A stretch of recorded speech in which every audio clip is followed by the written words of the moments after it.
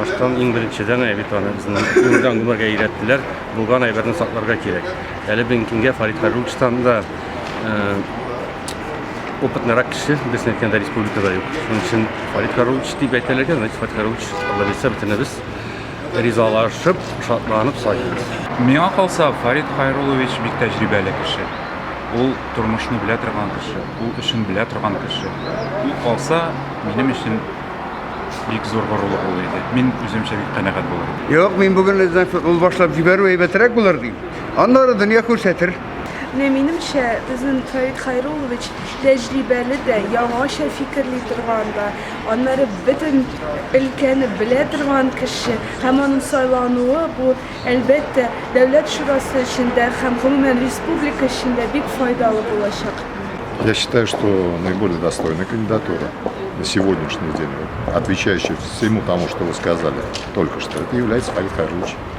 Мен үзем теге бу политика дөньясында бөтенләй яңа кеше һәм әлбәттә менә мин шулай карап йөрим Фарид Хайрулловичның сүзен итра барыбер ул бик игътибарлы анарсын менә беләсез бит инде яшьләр дә күп хәзер керде депутатлыкка барыбер яшьләрнең фикерендә ишетә кызыксына шуңа күрә миңа калса мин үз чиратымда бөтенләй башка кешене күз алдыма да китерә алмыйм.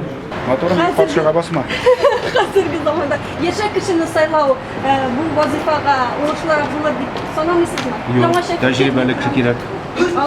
Мин әйткән сүзләрне әйтте. Добрый утро. Фарид Хайрулловичның бүген калуы спикер булып минемчә дөрес булды дип уйлыйм.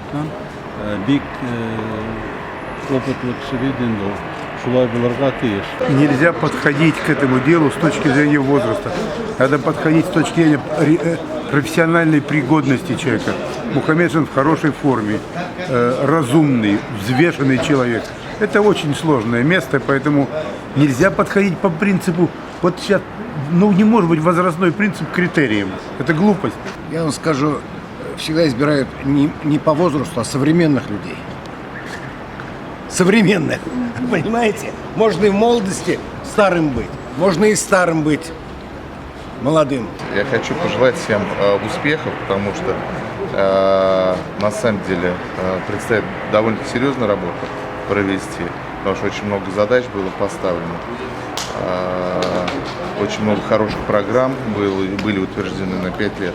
Я думаю, что мы еще на этом останавливаться не будем, мы еще что-то сделаем. Все во благо народа, во благо Республики Татарстан, потому что я считаю, что это наш Татарстан, самый лидирующий Татарстан на территории Российской Федерации.